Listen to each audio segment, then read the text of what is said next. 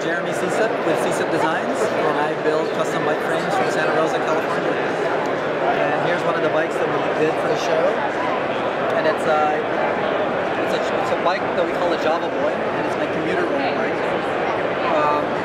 And we decided to incorporate the Althine Di2 system, which is electronic shifting, and it's an 11-speed internal hub. And we also decided to use a belt drive system on it.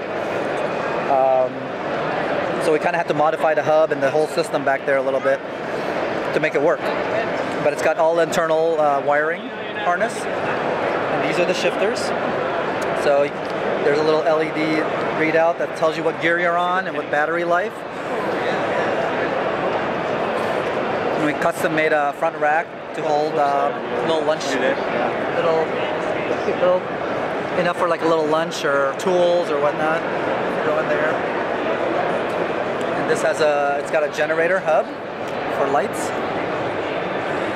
And this is one of our segmented forks, which we do custom made for different applications. We wanted to show it off on this bike. So the double top tube is just an aesthetic thing that I decided to do. Kind of to make it look like an old gentleman's racer bike from the turn of the century, and you know. So we just like the look of it. Now, how is the rear light power? That's battery operated. Okay. Yeah. So there's, I think it's a AAA inside there. Battery. Good. This is also an old signature back end that I do. It's our wishbone back end. I put dime. Usually on our mountain bikes, I put there's pennies on these, and on the cross bikes and on job boys we do dimes. So the front fork kind of mimics it with different coins on there as well. And what did you have to do to that hub? How does that work? So the hub is originally was set up for a chain drive. So what we did different is when we contacted Gates, when Gates was doing their thing for the show, we decided to buy the system and realize that the Gates rear cog actually doesn't fit with this electronic Althine right here.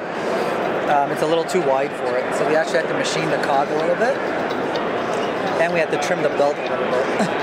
And put some spacers in there so the electronic device actually spaced out a little bit.